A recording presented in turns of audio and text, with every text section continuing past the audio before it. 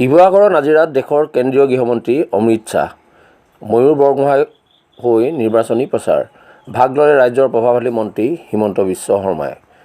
ৰাজ্যত বৰ্তমান নিৰ্বাচনৰ বতৰ।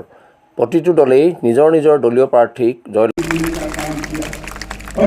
জয়লাভ কৰাবলৈ কৰিছে আপ্ৰাণ চেষ্টা। এই ক্ষেত্ৰত পিছ পৰি ৰোৱা নাই শিৱসাগৰ জিলাৰ নাজিৰা সমষ্টি। 104 নং নাজিৰা বিধানসভা সমষ্টিত বিজেপি দলৰ হৈ নিৰ্বাচনত ময়ূৰ বৰগোহাঁই প্ৰতিদ্বন্দ্বিতা আগবঢ়াইছে। কংগ্ৰেছৰ দুৰ্গ হিচাপে পৰিচিত তথা বিৰোধী দলৰ দলপতি দেৱব্ৰত শইকীয়াৰ সমষ্টি নাজিৰাত ময়ূৰ বৰগোহাঁইক জয়লাভ কৰাবলৈ আপ্ৰাণ চেষ্টা ভাৰতীয় জনতা পাৰ্টীৰ। সেই উদ্দেশ্যে বিজেপি প্ৰাৰ্থীগৰাকীৰ হৈ নিৰ্বাচনৰ প্ৰচাৰ দেশৰ কেন্দ্ৰীয় গৃহমন্ত্ৰী অমিত শ্বাহৰ। হাজাৰ হাজাৰ ৰাইজৰ উপস্থিতিত কেন্দ্ৰীয় গৃহমন্ত্ৰী অমিত শ্বাহৰ সৈতে নাজিৰাত উপস্থিত থাকে ৰাজ্যৰ প্ৰভাৱশালী মন্ত্ৰী হিমন্ত বিশ্ব শৰ্মা, সাংসদ তপন গগৈ, মন্ত্ৰী যোগেন মহনকে আদি কৰি বিজেপিৰ কেইবাগৰাকী শীৰ্ষস্থানীয় নেতাকৰ্মী। Parthapratim Barua report, Patkai TV. आसाम में कांग्रेस की सरकार रही या नहीं रही पे बताओ। 10 साल तक यहाँ से मनमोहन सिंह को भेजा, वो प्रधानमंत्री रहे। आपने आसाम को क्या दिया? 13वें वित्त आयोग में जब कांग्रेस की सरकार थी आसाम को 80,000 करोड़ दिया था। कितना दिया था? जोर से बोलिए भैया, कितना? और 2014 में आपने नरेंद्र मोदी जी की सरकार बनाई, 80,000 करोड़ को कांग्रेस को दिया कोटि क्यों भूटे बदलते राजमहल বিস্ফোরণ বার ধরনের নিমন্ত্রণ করি আনিব। আপনাদেরকে দিব নেকি কোনোবাই রাজমহলত ভোট? কোনোবাই রাজমহলত ভোট দিব নেকি? কোনোবাই কংগ্রেসত ভোট দিব নেকি? মই এটা সৰু কবিতাৰে এই নিৰ্বাচনৰ মৰ্ম কথা আপোনালোকক ক'ব খুজিছো। আপোনালোকে হৃদয়ৰ উপলব্ধি কৰক অসমীয়া জাতিৰ বেদনা, অসমীয়াৰ মৰ্ম বেদনা। মই লিখিছিলো, সকলো বাধা তই উফৰাই দিব পাৰিছিলি। বন নদীৰ পাৰত বক্তিয়াৰৰ ঠেঙাত তই কচুকেটা দিছিলি। ঔৰংজেবৰ গোলাম ৰাম সিংহক তই খেদি খেদি হৰুৱাইছিলি।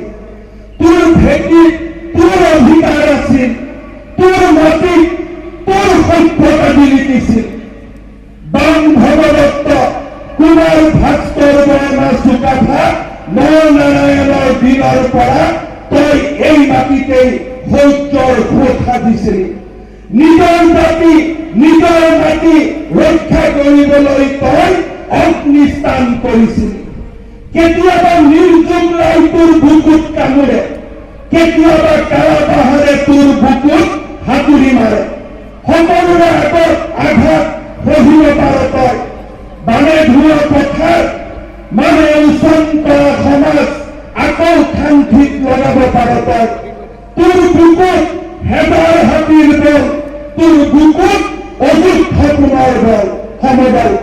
তই কি আৰু 100% মোৰ লগত কব, ভাৰত মাতা কি, ভাৰত মাতা কি, ভাৰত মাতা কি।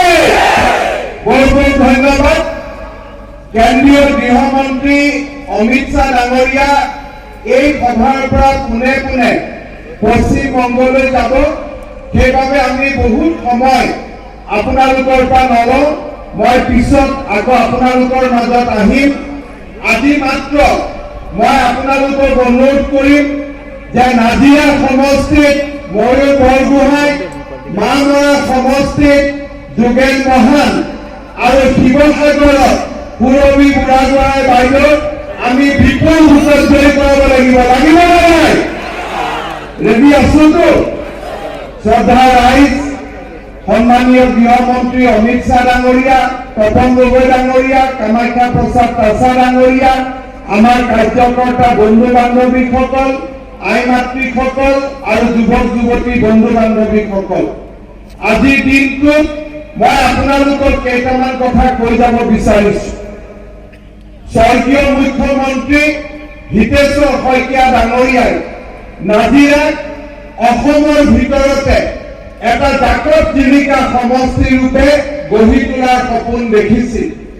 কিন্তু আজি নাজিৰা এক প্ৰকাৰ ক'ব গ'লে অসমৰ শেষৰ 5টা সমষ্টিত থিয় হৈছে ইয়াৰ বিধায়কজনৰ অকৰ্মণ্যতাৰ কাৰণে আজি নাজিৰাৰ ৰাস্তা ঘাট স্কুল কলেজ আজি সকলো মৃতপ্ৰায় অৱস্থাত পৰিগণিত হৈছে। মই আপোনালোকক প্ৰতিশ্ৰুতি দিছো হিতেশ্বৰ শইকীয়া ডাঙৰীয়াৰ অনুগ্ৰহত মই ৰাজনীতিলৈ আহিছিলো। মই আপোনালোকক প্ৰতিশ্ৰুতি দিছো ময়ূৰ বৰগোহাঁইৰ সৈতে লগ লাগি নাজিৰাক অসমৰ ভিতৰত আমি 1 নম্বৰ সমষ্টিলৈ ৰূপান্তৰিত কৰিম। সেই প্ৰতিশ্ৰুতি মই আপোনালোকক দিব খুজিছো। আপোনালোকে ময়ূৰ বৰগোহাঁইৰ দৰে যুৱ নেতা এগৰাকীক আপোনালোকে পাইছে। মই বিশ্বাস কৰো ময়ূৰ বৰগোহাঁই ডাঙৰীয়াৰ নেতৃত্বত নাজিৰা সমষ্টিয়ে এটা নতুন জীৱন পাব, নতুন প্ৰাণ পাব। নাজিৰাৰ সকলো জাতি জনগোষ্ঠীক একেলগে লৈ নাজিৰাক এক অনন্য ৰূপত লৈ যোৱাৰ সপোনেৰে আমি আপোনালোকৰ মাজত আহি উপস্থিত হৈছো। শ্ৰদ্ধা ৰাইজ, যোৱা 5টা বছৰত অসমত ভাৰতীয় জনতা পাৰ্টীৰ চৰকাৰখনে উন্নয়নৰ এক অৰুণোদয় যাত্ৰা আৰম্ভ কৰিছিল। আমি আপোনালোকক প্ৰতিশ্ৰুতি দিছো যে এইবাৰ যেতিয়া আমাৰ চৰকাৰখন আহিব আমি এটা এটাকৈ উন্নয়নৰ নতুন শিখৰত আমি থিয় হ'বৰ বাবে চেষ্টা কৰিম। মই অসমৰ ৰাইজক এই নাজিৰাৰ পবিত্ৰ ভূমিৰ পৰাই প্ৰতিশ্ৰুতি দিছো এই বছৰ ভাৰতীয় জনতা পাৰ্টীৰ চৰকাৰ দিছপুৰত প্ৰতিষ্ঠা হোৱাৰ লগে লগে আমি 10 লাখ যুৱকক নিযুক্তি আৰু জীৱিকাৰ সুবিধা কৰি দিম আৰু প্ৰথম বছৰতে 1 লাখ যুৱক যুৱতীক চৰকাৰী চাকৰিৰ সুবিধা কৰি দিম। এই প্ৰতিশ্ৰুতি অসমৰ ৰাইজক মই আজি এই নাজিৰাৰ পবিত্ৰ মাটিৰ পৰাই দিব খুজিছো। শ্ৰদ্ধা ৰাইজ, অৰুণোদয় আঁচনি যিসকলে পোৱা নাই প্ৰত্যেকগৰাকী আই মাতৃয়ে অৰুণোদয় পাব আৰু 830 টকাৰ পৰা অৰুণোদয় আমি 3000 টকালৈ লৈ যোৱাৰ সংকল্প আমি দোহাৰিছো। এই সদনতে মই আপোনালোকক প্ৰতিশ্ৰুতি দিছো যে এবছৰত 2 লাখকৈ ভাৰতীয় জনতা পাৰ্টীয়ে অহা 5টা বছৰত 10 লাখ যুৱকলৈ চৰম আঁচনিৰ সুবিধা আগবঢ়াব। সেই প্ৰতিশ্ৰুতি মই আপোনালোকক ভাৰতীয় জনতা পাৰ্টীৰ হৈ দিব খুজিছো। চৰকাৰী চাকৰিয়ে হওক, চৰমে হওক, অৰুণোদয়ে হওক, ৰাস্তা ঘাটে হওক, প্ৰত্যেকটো আঁচনিৰ ক্ষেত্ৰত নাজিৰা সমষ্টিৰ সন্মুখত থাকিব, আগত থাকিব।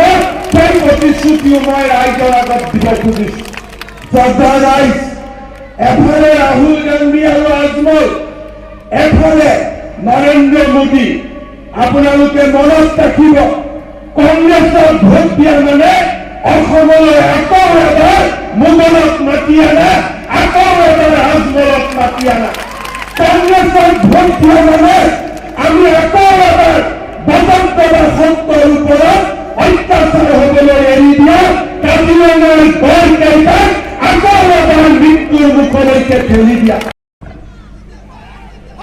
मेरे साथ बोलिए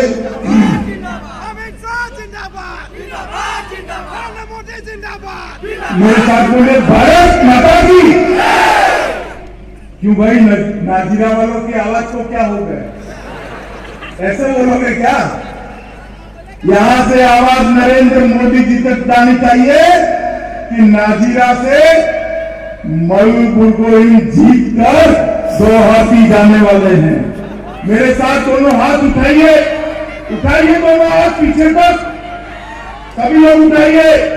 विजय के संकल्प की मुट्ठी पीछे, विजय मुट्ठी, और प्रचंड आवाज से बोलिए भारत माता की, भारत माता की। मंच पर उपस्थित असम हेमंत विश्व शर्मा, यहाँ के जिला अध्यक्ष लक्ष्मीनाथ तासा, तपन गोगाई जी, कामाख्या प्रसाद जी, शिव भद्रा जी, श्री बीटोपन जी, दयानंद मुरगोहिन जी, हिरण्या कंवर जी, श्री तुलसी गोगाई जी और आज हमारे 3 प्रत्याशी जिनको जिताने के लिए आया हूं, नाजीरा के श्री मयूर भाई, मयूर आ गया हो, मयूर मुरगोहिन जी, ताली बजाओ मयूर के लिए सब लोग। शिव सागर की सुरभि राजपवारी जी, सुरभि जी आ गई है। और मोहनोरा से जोगेन मोहन जी। और आज इस पवित्र भूमि पर आए हुए प्यारे भाइयों बहनों माताओं और मेरे जिगर के टुकड़े जैसे युवा मित्रों, समय बहुत कम है। मैं आपको एक अपील कर ही मेरी बात समाप्त करना चाहता हूं। 5 साल पहले हमने वादा किया था कि आप आसाम में एक बार भारतीय जनता पार्टी की सरकार बनाइए, हम आसाम को आतंकवाद से मुक्त करेंगे। मैं नाजीरा के लोगों को पूछना चाहता हूं, ये 5 साल में नाजीरा में गोली चलने की, आतंकवाद की कोई आवाज आई है क्या? जोर से बोलिए, आई है क्या? हमने कहा था आप भारतीय जनता पार्टी को चुनिए, सरकार बनाइए, हम आसाम को आंदोलन मुक्त करेंगे। नाजीरा में आंदोलन से युवाओं की मौत हुई है क्या? जोर से बोले, हुई है क्या?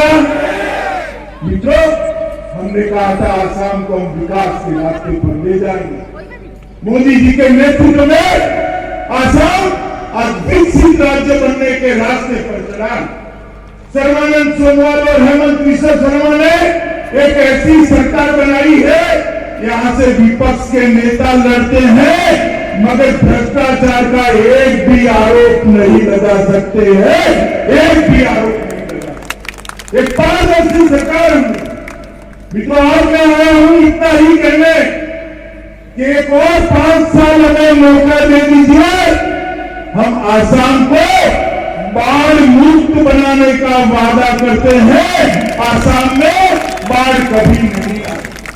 ऐसा जल प्रबंधन मोदी जी के नेतृत्व में होगा कि आसाम के आने वाली बाढ़ जो लोगों को तबाह करती है, वो बड़े बड़े तालाब और बड़े बड़े सरोवरों में ढाली जाएगी और वहां पर्यटन के लोग।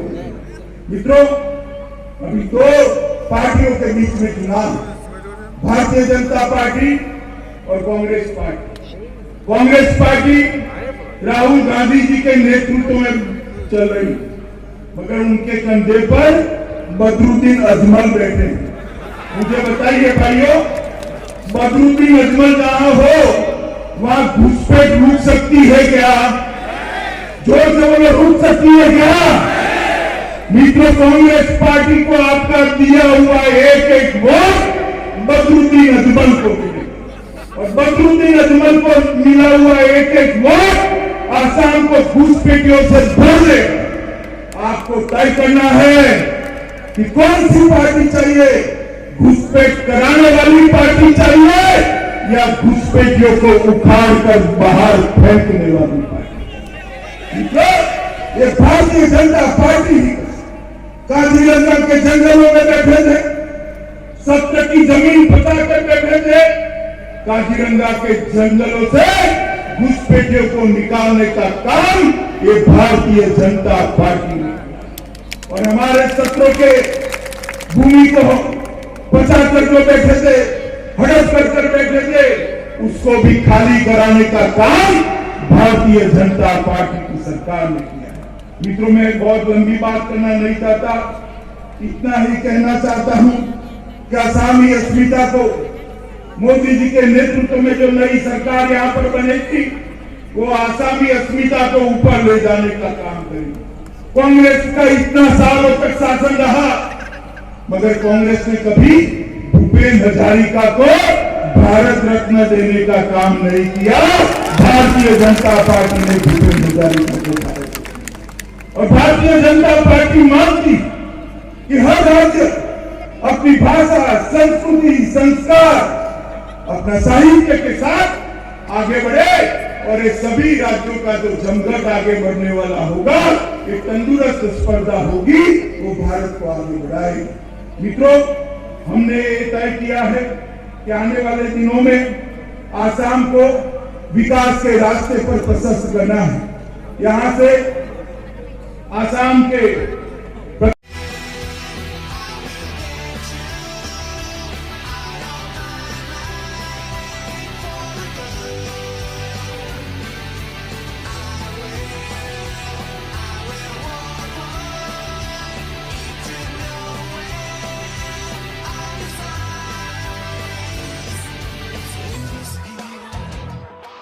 The violence on, but I don't know. Мы выходим из третьего лагеря в четвертый.